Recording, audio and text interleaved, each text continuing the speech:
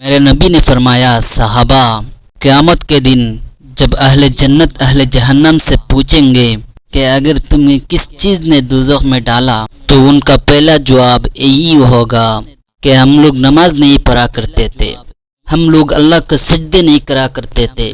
حضرت سیدنا عبداللہ بن مسعود رضی اللہ تعالی عنہ سے روایت ہے، اب کہتے ہیں کہ ہم نے ایک دن حضور علیہ السلام سے پوچھا، آقا ہمیں بتایا جائے اللہ تعالیٰ کو سب سے زیادہ کون سی چیز پسند ہے، اللہ تعالیٰ کو سب سے زیادہ کون سا عمل پسند ہے؟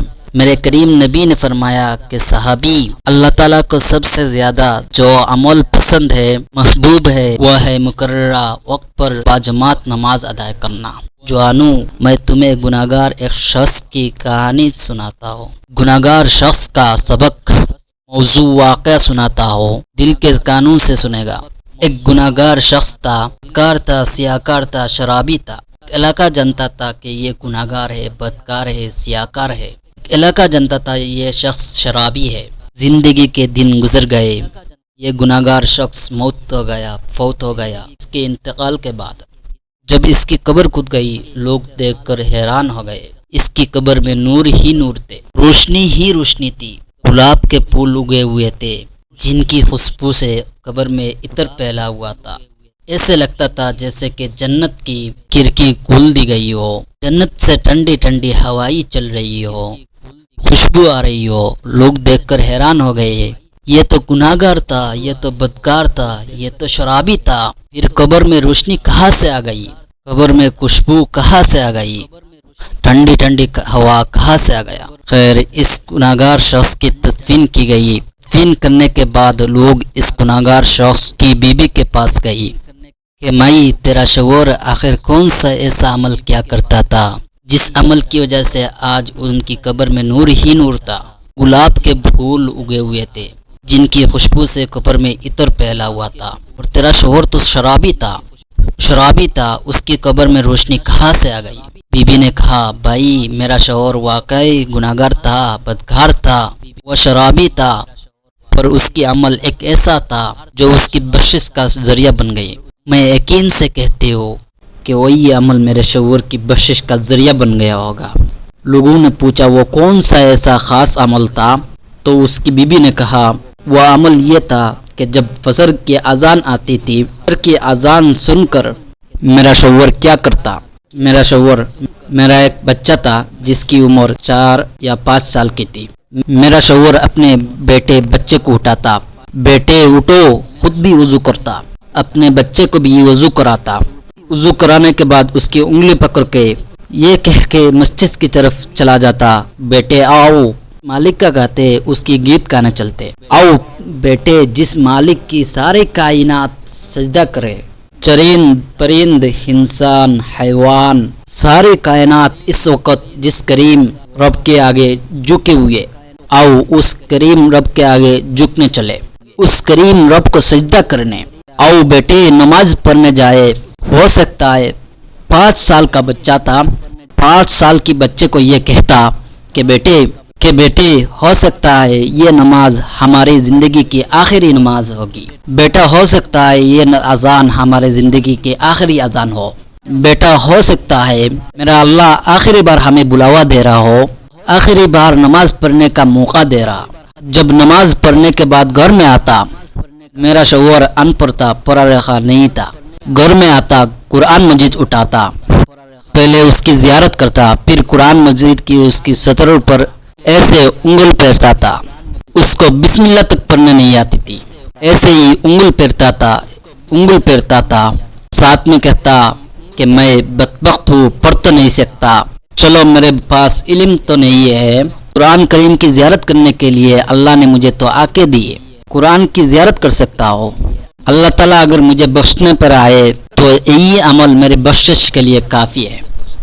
بھائیو، میں یقین سے کہتی ہوں بس یہی عمل میرے اللہ کو پسند آیا ہوگا اور اللہ نے میرے شوہر کی بخشش کر دی ہوگی۔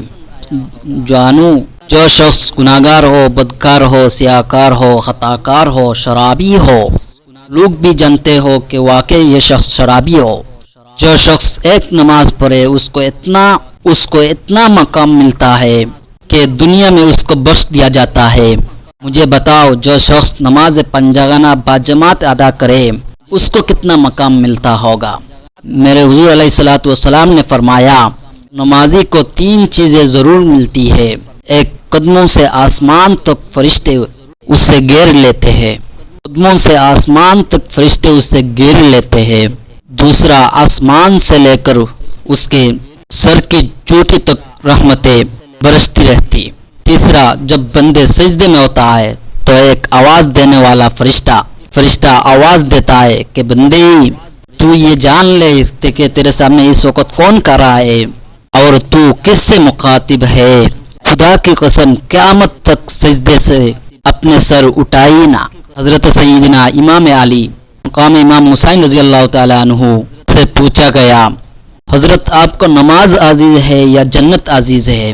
حضرت آپ کو جنت عزیز ہے یا نماز عزیز ہے؟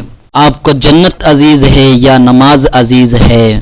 نے فرمایا میاں مجھے جنت سے کئی زیادہ نماز عزیز ہے، مجھے جنت سے کئی زیادہ نماز عزیز ہے، اس لیے کہ جنت میری رضا ہے اور نماز میرے سنے رب کی رضا ہے۔ میرے کریم نبی نے فرمایا جس نے عشاء کی نماز باجماعت ادا کی وہ ایسے سمجھے کہ اس کی آدھی رات نماز میں گزری، اس کی آدھی رات عبادت میں گزری۔ جس نے فجر کی نماز باجماعت ادا کی وہ ایسے سمجھے اس کی پوری رات عبادت میں گزری، پوری رات نماز میں گزری۔ حضرت سیدنا علی سر مرتضیٰ شیر خدا کرم اللہ وجہ الکریم سے پوچھا گیا حضرت کافر اور مسلمان کے درمیان فرق کیا ہے؟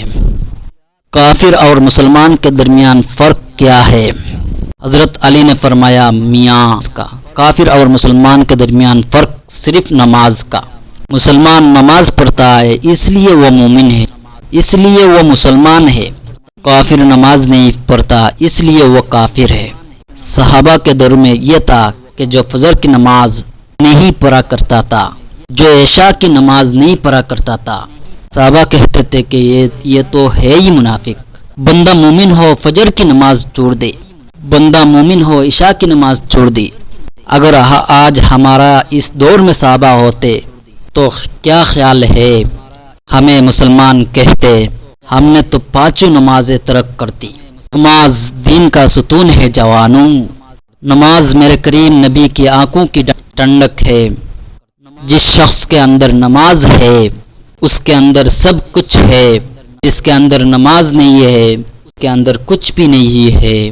میرے کریم نبی نے فرمایا جو شخص 5ویں نماز باجماعت ادا کرتا ہے اس جمعے سے لے کر اگلے جمعے تک درمیان کے جتنے بھی گناہ ہے نماز، یہ 8 دنوں کی نماز تمام گناہوں کا کفارہ ہے۔ جوانوں اگر تم بے حیائی سے بچنا چاہتے ہو، اگر تم برائی سے بچنا چاہتے ہو، اگر تم قتل غارت سے بچنا چاہتے ہو، اگر تم گنڈا گردی سے بچنا چاہتے ہو، اگر تم شراب نوشی سے بچنا چاہتے ہو تو سنو میاں، بے حیائی کا علاج صرف نماز ہے، برائی کا علاج صرف نماز ہے، قتل و غارت کا علاج صرف نماز ہے، شراب نوشی کا علاج صرف نماز ہے۔